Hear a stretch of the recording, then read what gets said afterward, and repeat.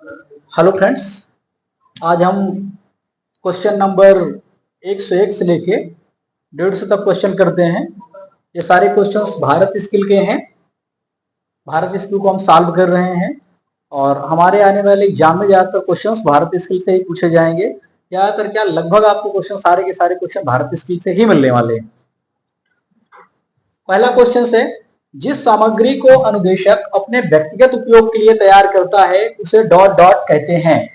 तो हमने बताया था जो हमारा टीचिंग मटेरियल होता है वो दो प्रकार का होता है। एक होता है लर्निंग मटेरियल, दूसरा होता है टीचिंग मटेरियल। जो रिटन इंस्ट्रक्शनल मटेरियल होता है लर्निंग मटेरियल और दूसरा टीचिंग मटेरियल।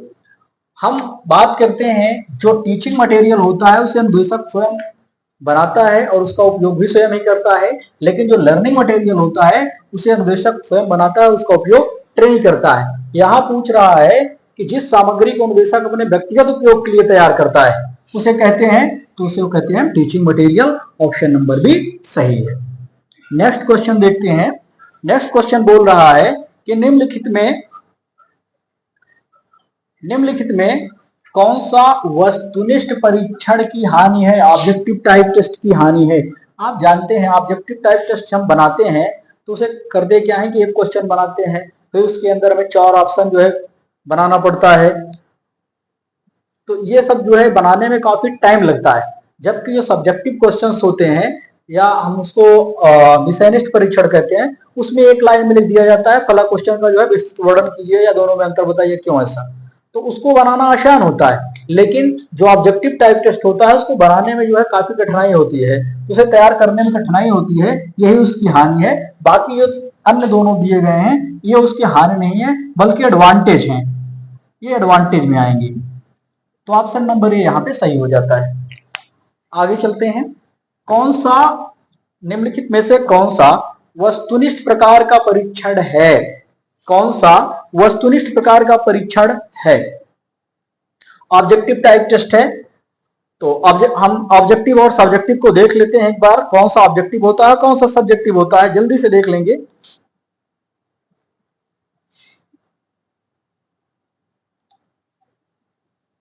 देखते हैं। ऑब्जेक्टिव में true and false, multiple choice question, fill in the blanks, complete the following और रीअरेंजमेंट द सेंटेंस और मैच द कॉलम। ये सब हमारे जो है क्वेश्चंस होते हैं ऑब्जेक्टिव टेस्ट के होते हैं। डिफाइन कीजिए, परिभाषित कीजिए, स्पष्ट कीजिए, चर्चा कीजिए, वर्णन कीजिए, तुलना कीजिए, क्यों, भेद स्पष्ट कीजिए और रूपरेखा बताइए। इस प्रकार के जो क्वेश्चन आते हैं ये क्वेश्चन हमारे सब्जेक्टिव टेस्ट होते हैं। इसको विषयनिष्ठ परीक्षण या व्याख्यात्मक प्रकार का परीक्षण कहते हैं, ऐसे टाइप टेस्ट कहते हैं, निबंधात्मक परीक्षण कहते हैं सब्जेक्टिव टेस्ट को। तो क्वेश्चन हमारा पूछ रहा है कि इनमें से कौन सा वस्तुनिष्ठ प्रकार का परीक्षण है, ऑब्जेक्टिव टाइप टेस्ट है। तो ऐसे type test, explain type test और ये दोनों हमारे किस में आते हैं, सब्जेक्टिव में आ जाते हैं, और फिल इन द ब्लैंक्स ये हमारा ऑब्जेक्टिव में आ जाता है। तो इसलिए ऑप्शन नंबर सी यहाँ पे सही हो जाता है। आगे चलते हैं, हम आगे क्वेश्चंस देखते हैं। एक परीक्षण के परिणाम दिखाने को डॉट डॉट कहा जाता है। जब आप लोग 6 से लेके 8 तक, 10 तक, 12 तक पढ़ते थे स्कूलों में जो है 1 से 2 तक 4 में, तो क्या लेने जाते थे आप, जो है मार्कशीट लेने जाते थे कॉलेज जो है, उसमें आपके सारे नंबर्स लिखे हुए रहते थे। तो एक परीक्षण के परिणाम दिखाने वाले जो शीट्स होती है, जो पत्रक होता है, उसे हम मार्कशीट कहते हैं। ये आपको पहले से पता है।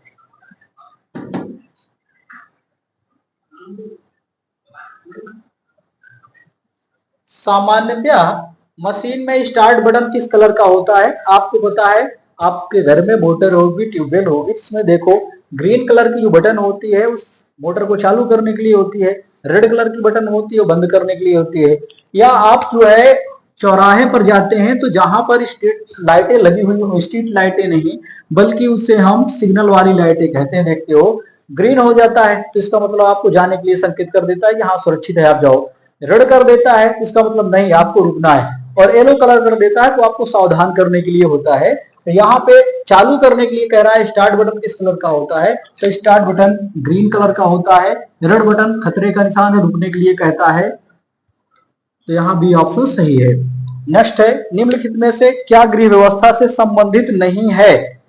क्या गृह व्यवस्था से संबंधित नहीं है? गृह व्यवस्था में हमने आपको बताए थे कि एक गुड हाउस कीपिंग में क्या होनी चाहिए। एक वीडियो हमने बनाया हुआ है, उसको देखिएगा, और यहाँ पर थोड़ा लिखा हुआ है, हमारे नोट्स से बनाया था फॉर्मली।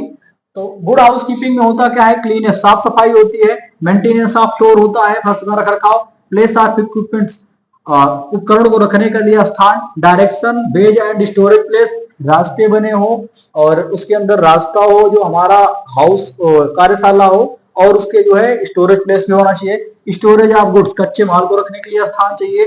लाइट और वेंटिलेशन का मैनेजमेंट वहां होना चाहिए। रंगगतकी का प्रयोग किया गया हो, फर्स्ट एड बॉक्स की व्यवस्था हो, और फायर एक्सटिंग्विशर भी वहां पे लगा होना चाहिए। ये हमारा गुड हाउस कीपिंग होता है। हम देखते हैं कि गुड हाउस कीपिंग में क्या शामिल नहीं है। तो हमारा क्वेश्चन है, अच्छी गृह व्यवस्था से संबंधित नहीं है तो क्लीनिंग होना चाहिए, स्टोरेज ऑफ मटेरियल होना चाहिए, फर्स्ट एड बॉक्स भी होना चाहिए, WI या रिटन इंस्ट्रक्शन मटेरियल, लिखित निर्देशात्मक सामग्री, ये चीजें नहीं है अच्छी गृह व्यवस्था से संबंधित। तो भी ऑप्शन यहाँ पे सही है। आगे क्वेश्चन हम करते हैं, निम्नलिखित में से कौन सा प्राथमिक चिकित्सा बॉक्स, फर्स्ट एड बॉक्स की एक आवश्यक सामग्री है? तो डिटॉल भी है, कॉटन भी है, बर्नोल भी है। डिटॉल, रुई और बर्नोल तीनों होते हैं, इसलिए ऑल ऑफ दीज ऑप्शन सही है, डी ऑप्शन सही हो जाता है। नेक्स्ट क्वेश्चन चलते हैं, निम्नलिखित में से कक्षा प्रबंधन, क्लासरूम मैनेजमेंट से निकटता से क्या जुड़ा हुआ है? क्लासरूम मैनेजमेंट निकटता से। मोटिवेशन, हाँ भाई होना चाहिए क्लासरूम मैनेजमेंट में। रिस्पेक्ट, सम्मान भी होना चाहिए। डिसिप्लिन, एक क्लासरूम के अंदर अनुशासन भी होना चाहिए। तीनों चीजें होनी चाहिए, इसलिए option number D all of this सही हो जाता है। अगला देखते हैं, निम्न में से कौन सा एक अच्छे परामर्शदाता का गुण नहीं है? नहीं है की बात कर रहा है। उसे ग्राहक के साथ भावनात्मक रूप से सहभागी होना चाहिए। बिल्कुल नहीं, इमोशनली नहीं होना चाहिए। उसका श्रवण कौशल अच्छा होना चाहिए, हाँ भाई सही कह रहा है। उसमें बहुत धैर्य होना चाहिए काउंसलर के अंदर, ये भी सही बात कह रहा है। उसे ग्राहक की सहायता के लिए तत्पर होना चाहिए, ये भी सही बात कह रहा है। लेकिन उसे भावनात्मक रूप से सहभागी नहीं होना चाहिए। जो हमारा कस्टमर आ रहा है उससे हम भावनात्मक रूप से सहभागी हो जाएं, तो ये एक काउंसलर का गुण नहीं होता है, इसलिए ऑप्शन नंबर 1 सही है। निगेटिव क्वेश्चन का आंसर निगेटिव इसका आंसर। नेक्स्ट क्वेश्चन है, एक स्वाट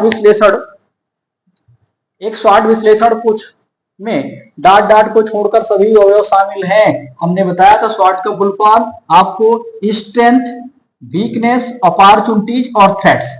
तो स्ट्रेंथ हो गया, अपॉर्चुनिटीज हो गई, वीकनेस भी हो गई, थ्रेट के स्थान पे थ्रेशोल्ड दिया है, तो ये ऑप्शन हमारा सही हो जाता है, ऑप्शन नंबर 1। नेक्स्ट क्वेश्चन आता है हमारा, शिक्षण का अंतिम चरण क्या है? शिक्षण के अंतिम चरण को अगर आपको याद हो, सबसे पहले 4 स्टेप मेथड अगर पढ़े हो, लेसन प्लान अगर देखे हो, तो क्या उसमें होता है? पहले होता है प्रिपरेशन, दूसरा होता है प्रेजेंटेशन, तीसरा होता है एप्लीकेशन, चौथा होता है टेस्टिंग या इवेल्युएशन, परीक्षण अथवा मूल्यांकन। तो शिक्षण का अंतिम चरण क्या है? टेस्टिंग अथवा इवेल्युएशन, तो ऑप्शन नंबर 1 सही हो जाता है। इसे 4 स्टेप मेथड भी हम कहते हैं, 4 स्टेप मेथड भी से हम कहते हैं।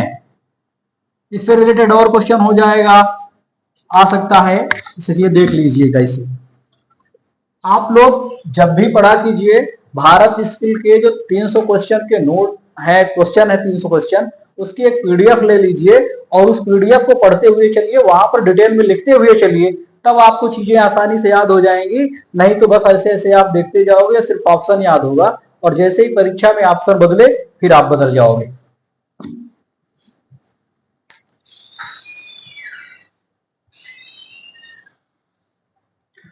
एंटरप्रेन्योर्स आर, उद्यमी होते हैं moderate risk taker, high risk taker, small risk taker, no risk taker. तो जो एक एंटरप्रेन्योर होता है, उद्यमी होता है, वो मॉडरेट रिस्क टेकर होता है, संयत जोखिम लेने वाले होते हैं। नेक्स्ट क्वेश्चन है निम्नलिखित में से कौन सा तनाव के प्रभाव के बारे में सत्य नहीं है? तनाव के प्रभाव के बारे में सत्य नहीं है। भाई तनाव किसकी किसकी वजह से जो है आता है? याददाश्त का बढ़ना। भैया तनाव आएगा तो याददाश्त थोड़ी बढ़ेगी, याददाश्त तो कम होगी। हाइपरटेंशन बढ़ता है तनाव होने की वजह से, चिड़चिड़ापन भी आता है, बाल भी झड़ना शुरू हो जाते हैं। ये तीनों जो है रीजन होते हैं हाइपरटेंशन, स्ट्रेस होने की वजह से, तनाव होने की वजह से। लेकिन याददाश्त का बढ़ना ये उससे रिलेटेड नहीं है, इसलिए ऑप्शन नंबर ए सही हो जाता है। नेक्स्ट क्वेश्चन 114, पाठ्य योजना की विधियों, पाठ्य योजना लेसन प्लान शिक्षण की विधियों में से एक है। शिक्षण की टीचिंग की एक अनुपयुक्त विधि क्या है? तो लेसन प्लान, डेमो प्लान होता है, तो डेमो प्लान यहाँ पे सही हो जाएगा। एक लेसन प्लान, दूसरा डेमो प्लान होता है। आगे चलते हैं। 1 टेराबाइट में कितने गीगाबाइट होते हैं? इस चीज को ध्यान देना। मेमोरी की सबसे छोटी यूनिट हमने बताया आपको बिट होती है। 8 बिट अगर मिल जाती है तो बन जाती है 1 बाइट, 1 बाइट हो जाती है। और अगर जब 1024 बाइट हो जाता है, 1024 बाइट तो बन जाता है 1 एमबी, जिसको कहते हैं मेगाबाइट, जिसको कहते हैं मेगाबाइट। आगे चलते हैं। जब 1024 एमबी हो जाता है तो उसको कहते हैं 1024 एमबी बराबर होता है 1 जीबी, जिसको कहते हैं हम गीगाबाइट, जिसको हम कहते हैं गीगाबाइट। और जब 1024 जीबी हो जाए तो उसको हम कहते